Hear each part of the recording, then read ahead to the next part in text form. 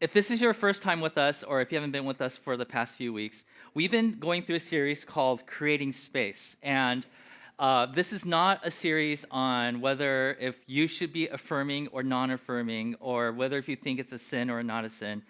And I know this, we've said, if wherever your stance is, we're not here to try to change your mind. That's not our point. That's not the goal of who we are as Westlight. We just want to be welcoming to people who are affirming and non-affirming. So I know this raises a lot of questions. So we have this QR code. There, this QR code, question and response. So if you have any questions, if anything arises, we want you to take advantage of this. We already got a few questions, and we're going to be addressing all of them at the end of the series, so you can look forward to that.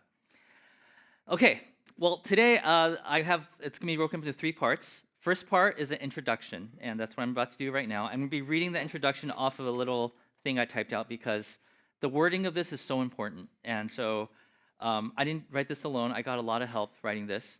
I'm still learning how to talk about this topic.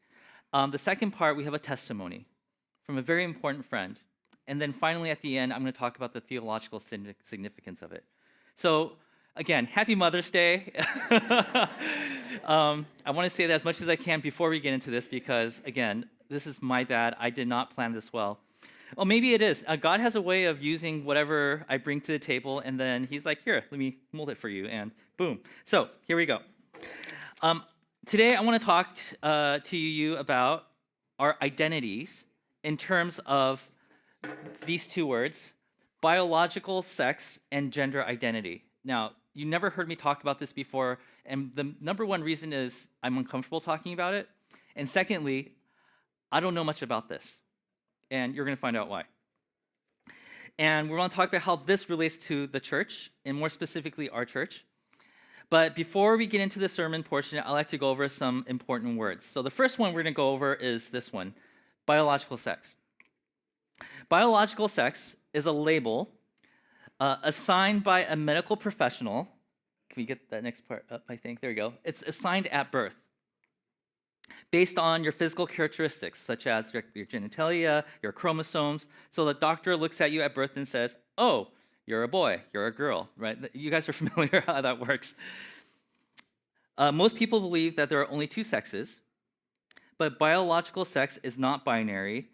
And what I'm saying here is not a political statement. Please trust me when I say this. It is not a political statement. It is a scientific one. It is scientific. And you're going to find out later on that Jesus even mentions this, and that's going to be at the end. So there are actually 3 main categories of sex. There is male. You're familiar with male and female, but in between there's this thing called intersex. Now you're wondering, what is intersex? Now some of you are further along than me on this journey. Okay, but I had to learn this. So let me tell you what intersex means.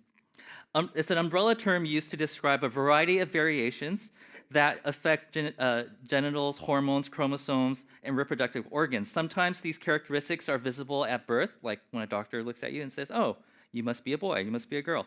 But sometimes they appear at puberty, so maybe when you're like 12, and you realize, like, oh, wait, you're not developing the way that typical boys and girls will develop.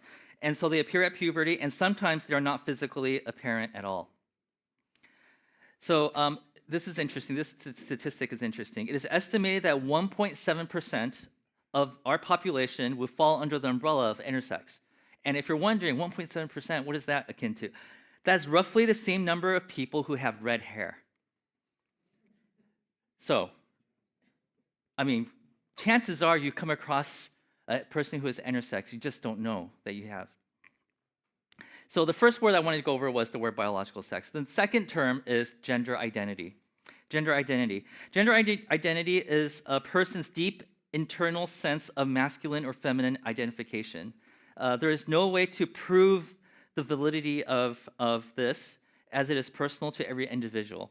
So think of it like biological sex is your biology, like who you are, like the bones and the tissues, and that's the shell that you're wearing.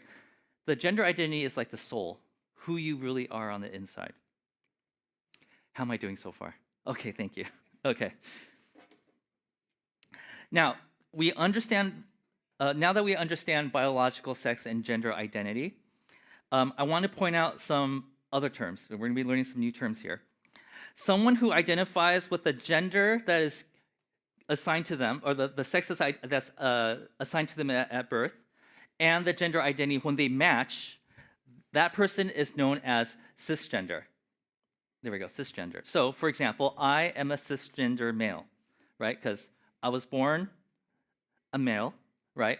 And my gender identity, like inside, I believe I'm a boy. I'm a man. So it matches, right? That's what you call cisgender.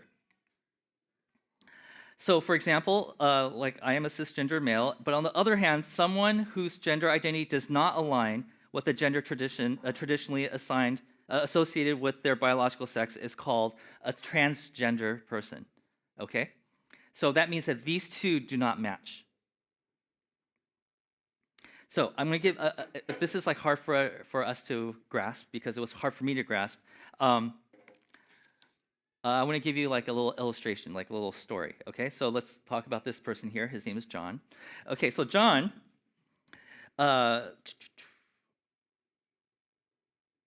Yeah. Okay. So John was born. I lost my place. Oh, John. Okay, John is a cisgender male. Okay, so that means this means that he was assigned male at birth. There we go. Assigned at birth male. As he reached adolescent age, he really thought nothing of it. Since he was cisgender, that means two of those things matched.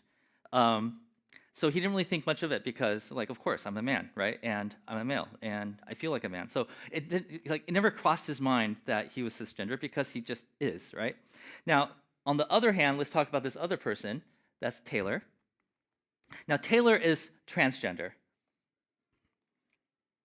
which means he was assigned female at birth, but the gender identity is man. Okay? So, I hope this makes sense for you guys because I had to do it like this for me to understand, like, oh, okay, I see it now. Okay. So, you guys have learned a lot of words today. I'm going to introduce one more word, which is the word gender expression. Gender expression.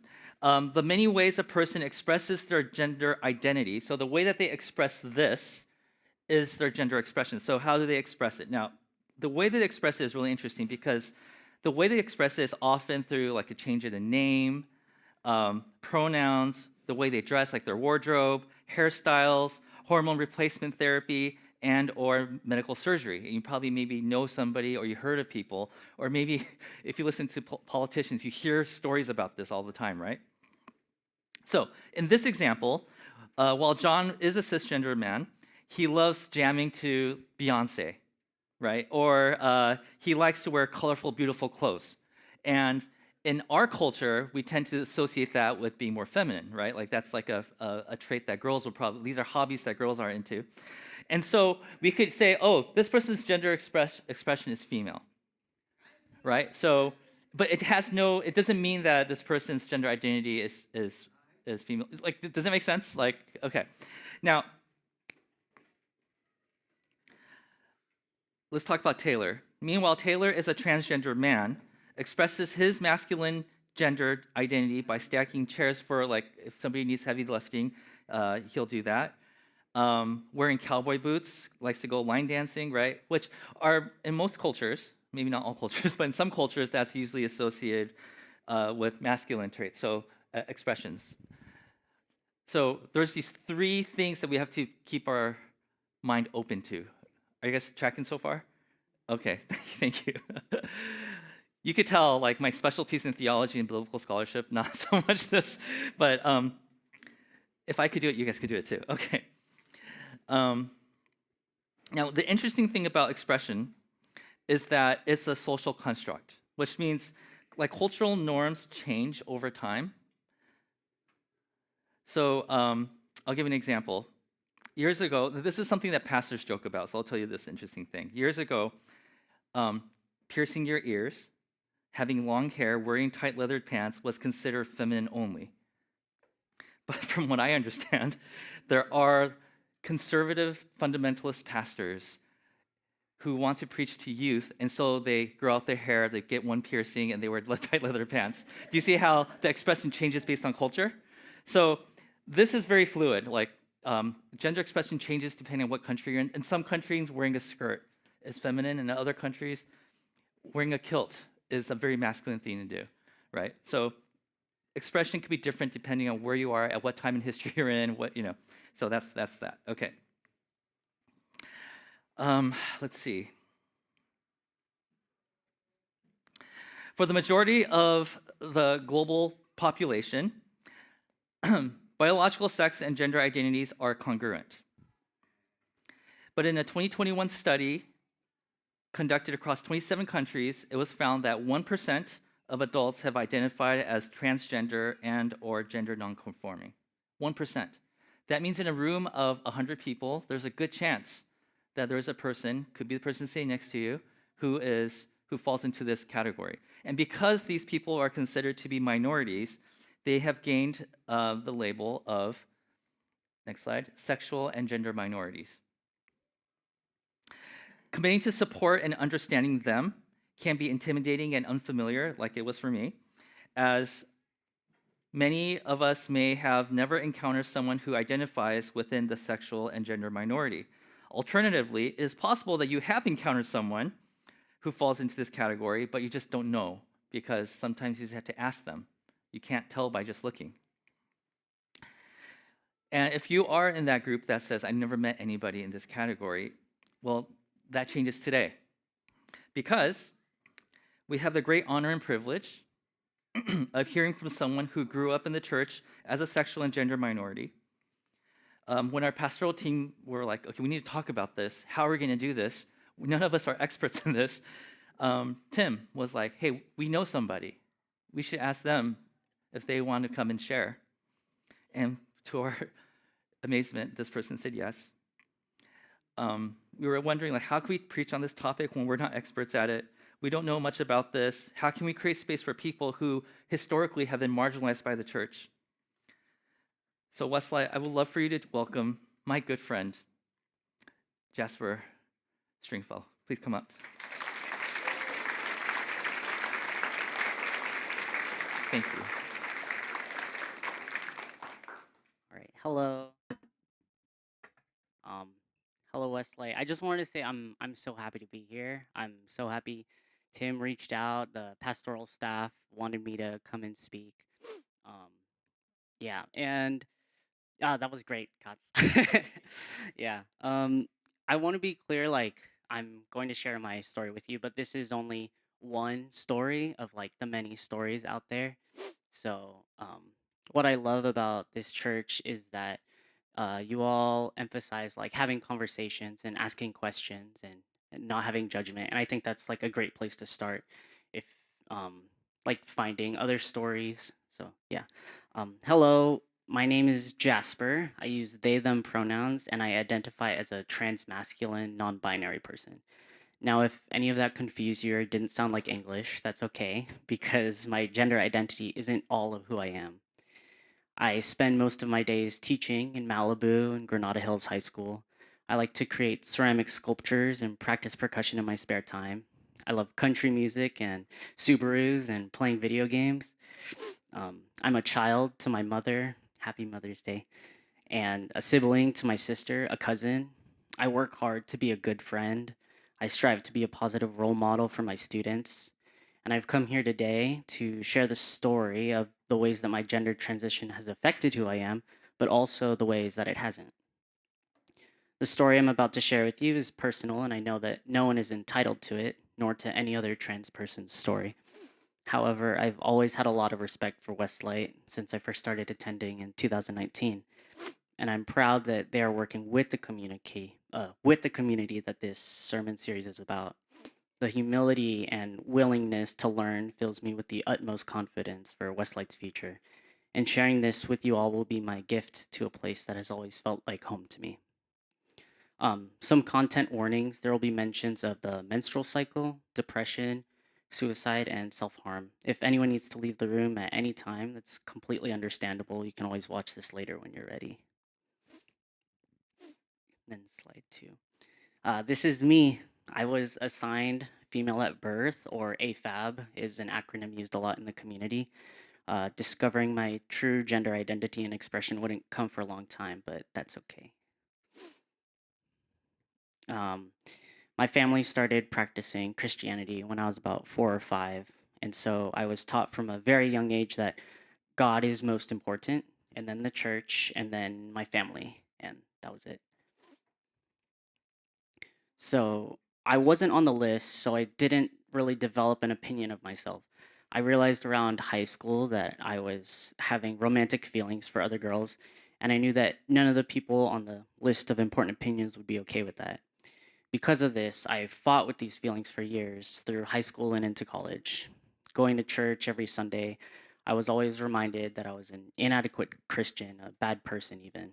For most of my childhood, I remember wanting nothing more than to be good enough for God. By the end of high school, I had become very depressed to the point of self harm and suicidal ideation. Eventually, I left for college at UCLA, go Bruins, and had fully accepted that I wasn't going to make it into heaven or receive eternal life. I figured that I might as well just enjoy this life since it was too hard to be who God wanted me to be. It didn't feel like freedom, though. It felt like accepting a life sentence. It was during one of my lowest points in the spring of 2018 that I heard a sermon at a college fellowship night with a message I hadn't heard before, that God wanted me to be happy. It sounded so obvious, but I had also never felt that was true with my previous experiences in the church. This changed everything for me. The thought that God saw my struggles and still wanted me to be happy gave me hope during a really dark time. I knew the steps to being a Christian, but this time I was taking them for myself. I was finally on the list of important opinions in my life. I started reading the Bible for understanding instead of obligation.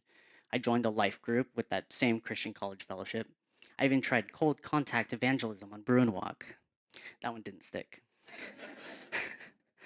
Things were better, but I was still living a double life.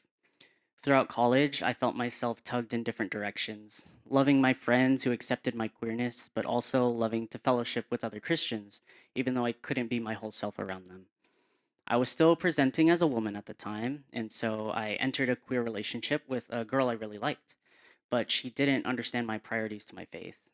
I was proud of the Christian I was growing to be, and so I broke up with her and shared this with my parents.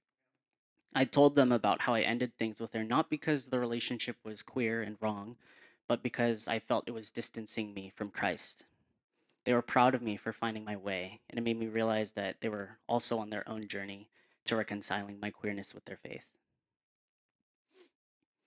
It was around the time I started attending Westlight. It was around that time I started attending Westlight and became passionate about queer theology. I had done a lot of work in unifying the queer parts of my life with my faith, and I wanted to learn more and help others, especially queer youth, who were struggling with the same thing. In spring of 2019, my friend Michelle brought me to Westlight for the first time, and I think I will remember that day forever. Kotz was speaking. This is still the only church I've never fallen asleep in. Thanks, Kotz.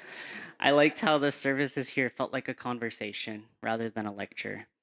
I was already starting to present in a more masculine way at the time with short hair and masculine clothing. And I remember being surprised that everyone at this church was treating me so normally.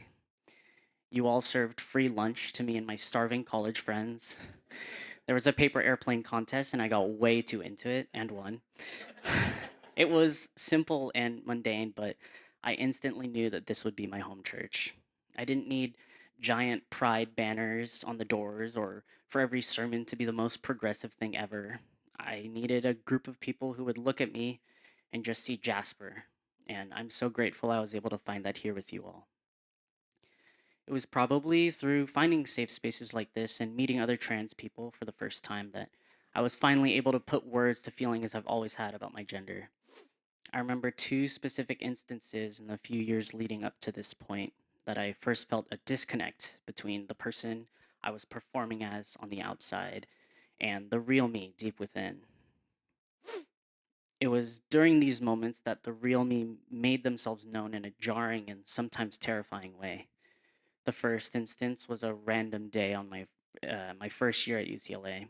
I was on my period, and I realized I had bled through to my boxer briefs. It wasn't even a lot, but that single spot of blood made me feel completely defenseless against that disconnection between who I knew I was and the body I was residing in.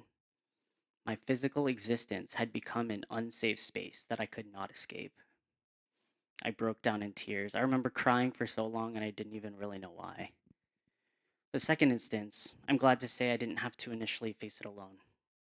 I was having a deep talk with my good friend Bev when we broached the topic of how I perceived myself. I described it as seeing everyone fit neatly into boxes and categories, but for myself, it was just a big question mark, a feeling of otherness. Feeling so different made me feel extremely alone, and even Bev being there for me as I cried over this again couldn't make the feeling go away. Fast forward to my third year in college, I had more community, including Westlake, both in queer and Christian spaces, and I was a little more practiced in looking at myself and having an opinion of myself. I began to put the pieces together that the otherness I was feeling didn't have to be bad, that existing outside of the social gender binary was actually what felt most like myself. I know that I could easily identify as a man and use he, him pronouns. I know I present very masculinely and have the privilege of passing as a man to most everyone I meet. But I also know that I am not a man. I'm not a woman. I'm non binary, but I'm just Jasper who likes ice cream and Excel spreadsheets. So I just continued to exist, the two most important sides of myself inching closer to each other bit by bit. And then 2020 happened. We were all challenged in innumerable ways, but my personal radicalization and introduction to community organizing forced me to reevaluate the institutions that I was part of, the Christian church being the main one. The further I walked on my journey in organizing and studying more marginalized theologies, the more and more I struggled to defend the decades of exclusion and harm caused by Christianity as an institution. The more I learned about listening to and loving myself, the more I realized just how much little Jasper was still hurting from her childhood. Reading the Bible started to feel triggering, a reminder of the pain that I and people I care about have faced from it. Unfortunately, I did lose some friends in the church who couldn't support me after coming out, and it still hurts, and I still miss them. My mental health started declining again, and I had to make the difficult decision to leave the church and figure out how to live life without God at the center of it. I made this choice because I couldn't heal from my painful past in the church while staying in it, and I couldn't call myself a Christian if that made me an unsafe person to be around for so many others. I knew I needed some space to figure out who I was without God before I could consider rebuilding a healthy relationship with my faith.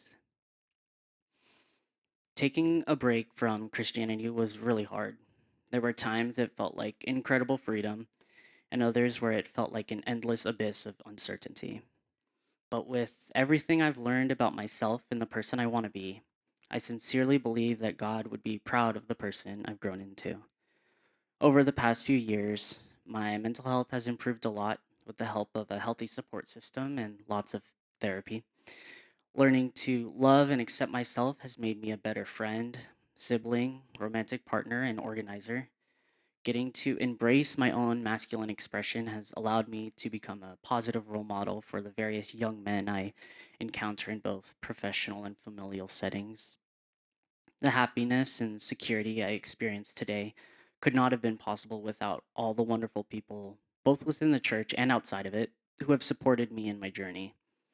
I have dozens of stories that I could share with you, but since it's Mother's Day, the story I chose is of the first time I felt supported by my own mom. So don't worry, Cots, I managed to tie it in. All right, that's me and my mom in all the various states of my life. It was the first Father's Day of the pandemic, ironically enough. I remember sitting in a foldable chair at the beach, watching my dad and sister playing in the waves, in the worst mood ever, visibly upset. My mom came over and asked me what was wrong, and I told her about some grievances I had about dad. The way my mom responded to me in this moment is what I think every church should be capable of doing. She met me where I was at, even if she didn't agree with my view. Instead of invalidating how I felt, she told me that I can still love someone even if I don't want to hang out with them all the time. My mom then took me on a walk along the shore with her. Now, I had just come out to my parents as trans right before the shutdown, so it was still a pretty new thing for our family. I asked her if we could pray, and I will always remember that as the first time my mom used my pronouns correctly, talking to God about her child. At the start of the prayer, there were quite a few slip ups, but she corrected herself every time. It was one of the coolest things ever to hear her gain more confidence in using they them pronouns with me farther we got down the beach. I don't remember the exact thing she said, but I'll always remember how I felt seen. I I felt relieved that there was someone out there willing to work hard to push through the awkward moments to make me feel safe simply because I asked them to. I remember asking her afterward, why? Why even try? My mom told me that she didn't want me to grow up and always be in turmoil. So thank you, Mom, for working hard to protect me, for caring more about me than awkward grammatical things or what other people would think, because that was the part of the beginning of me finding my place in this world. I know that not every trans person has supportive parents or even supportive friends, so I feel like that gives the church a unique opportunity to create space for them to feel seen, like my mom did for me all those years ago. I want to be clear that even though I spent a lot of my life doing the opposite, queerness and Christianity are not mutually exclusive, and that I think queer Christians bring a wonderfully unique perspective to the church that it desperately needs, especially now. Queerness is a very general, vague umbrella term, and that's on purpose to be as inclusive as possible and to allow for as much freedom of expression as possible. I personally define queerness as an active rebellion against limiting and harmful social norms for the betterment of communities everywhere. That doesn't sound very gay, does it? It's just like but I mean, I don't think that queerness can be like I guess limited to the queer community. I think the word stems from deviance, you know? So just like time and time again, many churches, unintentionally or not, have used the Bible to create cultural and social norms that exclude, exploit, and harm not only the queer community, but countless other marginalized communities as well. I believe that not only should the church fully accept queer Christians in their spaces, but learn from them, as you guys are doing today. Humbly ask them to, with their queerness, lead the church in its civic and spiritual responsibility to unlearn the oppression and harm that was taught from the pulpits of our past. There's a quote by a trans author named Julian K. Jarbo that really spoke to me. God blessed me by making me transgender for the same reason he made wheat but not bread, and fruit but not wine, so that humanity might share in the act of creation. As someone who understands the dangers of not having a safe space to belong, I ask this of all of you today. Join the trans community in God's gift of creation and create spaces in all areas of your life. Create spaces that aren't just welcoming and loving, but um, uplifting and encouraging. Spaces that are actively seeking out those who are without a place to be accepted and loved. Thank you, Westlight, for having me, and I can't wait to see the fruit this church will bear.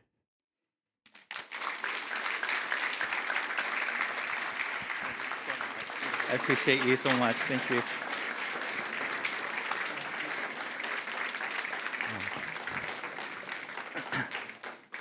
Thank you. That takes incredible courage. And we are blessed for your courage. Thank you. Oh, yeah, thank you. That was so good. I think when we listen to the radio, people, do you guys listen to the radio? Oh, podcasts, sorry. If you guys listen to podcasts, if you guys watch political news and stuff like that, they're just labels, right? But when you meet a human being and you listen to that person's story, you realize, oh my gosh, like these are human beings that we should listen to. We should be curious about their stories, and we might just see something there that we've been missing our entire lives. And that was today. I feel like we're better for hearing that story. Um, Jasper has agreed. Usually after these sermons, for this series specifically, we said that whoever's preaching will be in the teacher's lounge after service. for about 15 minutes. So if you have any questions or just, want to say something, Jasper has agreed to make themselves available for after service. So I'll be back there with Jasper. So if you guys have any questions, we have a great potluck afterwards. Grab your food and join us for about 15 minutes. And then, and just to give Jasper a hug. I think that'd be awesome too. So, all right. So now everything's going upwards, and now it's just going to crash because I'm going to talk about theology now. Okay. I want to share with you this theology it's called the theology of wholeness. It has other words, other ways of referring to this. I read this theologian call it wholeness eschatology, which sounds really confusing. So we'll just keep it to theology of wholeness. The idea of the theology of wholeness is that God is leading all of us day by day, year by year, season after season, to become more and more the version of you that he intended you to be. So if I'm like a greedy person, God will work in me. The Holy Spirit will work in me. Maybe he'll bring people into my life that will speak truth into my life. And hopefully a year from now, I'll be less of that version of me and more of the version that God wants me to be. And so Paul, in the King James Version, he would say, he is moving us from glory to glory. That's what he means by that. He's moving us from one version of us to the next version to the next version until the day of completion, which probably won't happen in our lifetime. But that's what he's talking about. So here's an example of that. This is from Luke chapter 13. This is how that goes. On the Sabbath, which is the day you're not supposed to work, you're supposed to rest, Jesus was teaching in one of the synagogues, as they did back then. And a woman was there who had been crippled by a spirit for 18 years, so most of her life. She was bent over and could not straighten up at all. So just imagine, you're at like a church service, and Jesus walks in, and instead of taking a look at like the preacher or the worship team, the first thing he sees is like there's a person who is crippled, who can't walk, who is bent over. So what does he do? When Jesus saw her, he called her forward and said to her, like in front of everybody, right? "Woman, you are set free from your infirmity." Then he put his hands on her, and immediately she straightened up and praised God. And that's the story. Now, a lot of us look at this story and say, God works miracles. And that is true. That is one of the points of this story, right? But there is a certain pattern that we see Jesus work in. So here's the pattern. The first thing is that he saw that the woman is crippled. Like, I see that you are in the state that you're in right now. And then the next thing is he knows that humans are not meant to be crippled. Like, this doesn't match the version. Like, I have this image of you, I created you, and you are not that. That is you, but you're not quite there, right?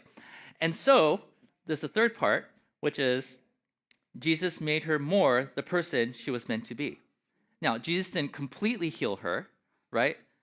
But he saw one aspect of her life and said, that is not the version that you're meant to be, so I'm going to fix one part of that, and maybe another time we'll fix another part of you. So maybe she could walk again, but maybe she still has other things that she has to work on, and maybe that's going to happen next week or the next year or whatever. So that is the idea behind the theology of wholeness. So this is basically the summary of it. You're in a not intended state. We can all agree that we're not exactly who we're supposed to be right now, right? And you are not meant to be this way. And so God makes you more whole. This is the theology of wholeness. So for example, you can think of other stories of Jesus if you read the Bible. There's a blind person. And Jesus looks at the blind person and says, this isn't you. This isn't who you're supposed to be. I mean, you are you, but there's some parts of it that needs to be tweaked, right? And so he spits into the mud, into the dirt, makes mud, and takes it and rubs it on the person's eye. I don't know why he does that, but he does it, and then the person's able to see. Or there's another story where there's somebody who has leprosy, and Jesus looks at the person and says, you have leprosy, but that's not who I intended you to be. So let's take the leprosy away, and there are other parts that need to be healed, but that's the part I'm going to work on because now you're one step closer to the person you're meant to be. You're one step closer to being whole. Okay? And it's not just physical ailments. We also see Jesus do this socially. People who are marginalized, right? I see you. You are the person I created you to be, except for the fact that you are supposed to be part of community. And these people have kicked you out for, I don't know, a sin or the way you were born or whatever. And so what I'm going to do is I'm going to make you whole in that part of your life, right? By bringing you into a community. I'm going to heal the thing that has caused you to be kicked out of your community, and so you could come back into the community. It's not just socially, not just physically, but also like the thing inside of you, like greed. If there's a person who Jesus meets and is like, I see that you're greedy, that's not who you're meant to be. I want you to be whole. So I'm going to tell you this. I want you to take all that you have, sell it off, and give the money to the poor, and then come follow me. And sadly, that man wasn't able to do that.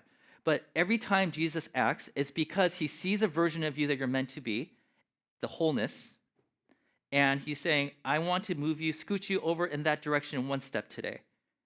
So it's not just Jesus doing magic tricks here. He's doing something with a purpose. He's healing you because he sees a version of you where you don't have those ailments, right? And at the end of all that, he's like one step closer to wholeness. There's supposed to be celebration. Jesus even talks about this parable of the lost sheep. And when he goes and finds the lost sheep, people are celebrating. Angels are celebrating, right? When there's wholeness, or when there's one step closer to wholeness, we are all supposed to celebrate. Now, the problem with what we see in the Bible, in Jesus' story, is that when somebody is brought one step closer to wholeness, people aren't celebrating.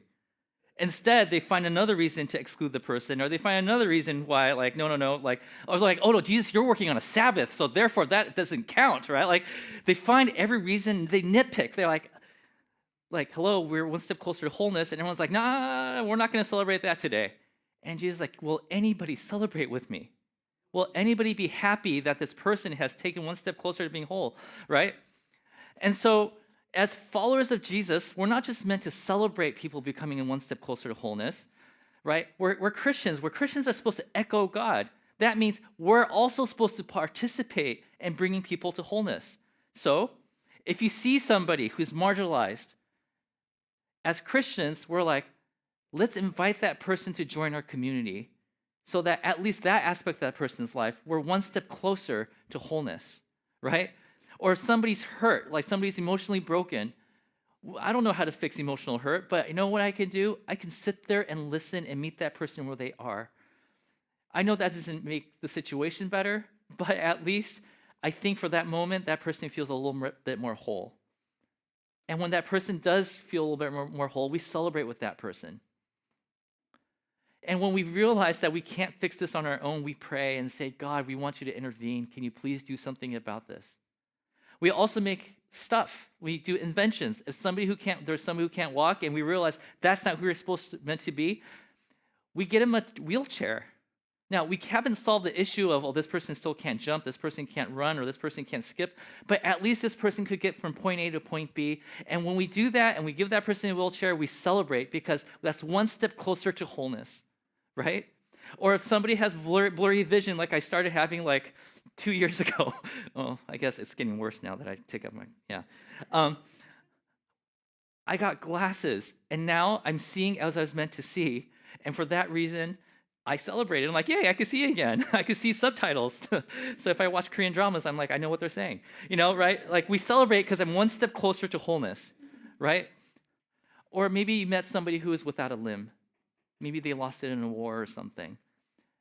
We get them prosthetic arms. I know they probably still can't feel the things they touch, but at least they're one step closer to wholeness, and we celebrate and we participate in that because we are Christians, and Christians echo God. But what do you do in the situation when the biological sex, the one that was assigned to you at birth, does not align with your gender identity? What do you do when you don't feel whole? Like every morning you wake up, you feel like you're waking up in somebody else's body. What do you do? Now, in Christian tradition, there's two camps. And maybe there's a camp in the middle where they just don't know which way to go. But there's two major camps.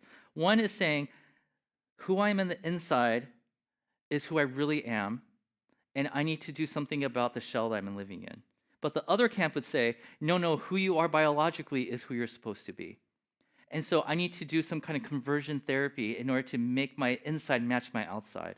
And we talked about this a few weeks ago, but conversion therapy is very dangerous. There are so many terrible stories that come with it, which includes a lot of suicide. And so, what are we supposed to do? If we're people who are supposed to echo God, and we're supposed to help bring wholeness into people's lives, just one step closer to that wholeness, right? What do? We hear stories like Jasper's today, and they took the steps to feel a little bit more whole, and we're supposed to be celebrating that. We're supposed to be celebrating that because Jasper is one step closer to wholeness. And we celebrate wholeness. So, theology of wholeness.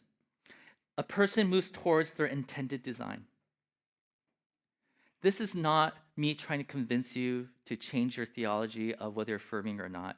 What I am saying is we need to create space for these people because they are on the same journey that we're all on.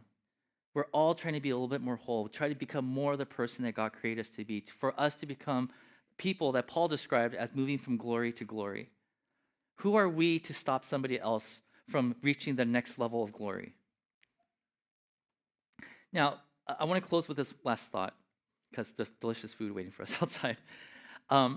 We call this series Creating Space. I want to show you the banner here. And the reason we call this Creating Space and we put the Lord's table with the bread and the wine, the reason for this is because historically the church has acted as bouncers, right? We're like, this is the Lord's table. You want to take communion? We don't let you in because we're the ones that defend. We protect the table. I think we forgot this one simple truth, that we are guests at the table. We are not the bouncers. If God has called that person to partake in being a part of the family of God, who are we to say, sorry, you're not good enough? Maybe a few more steps of glory, then maybe you could join the No, we have no right to say that. We're just as broken as everybody else at the table, and God wants people to come to the table and celebrate together of the victories we've had, the small victories we've had in our lives. Amen? Happy Mother's Day. Let's pray.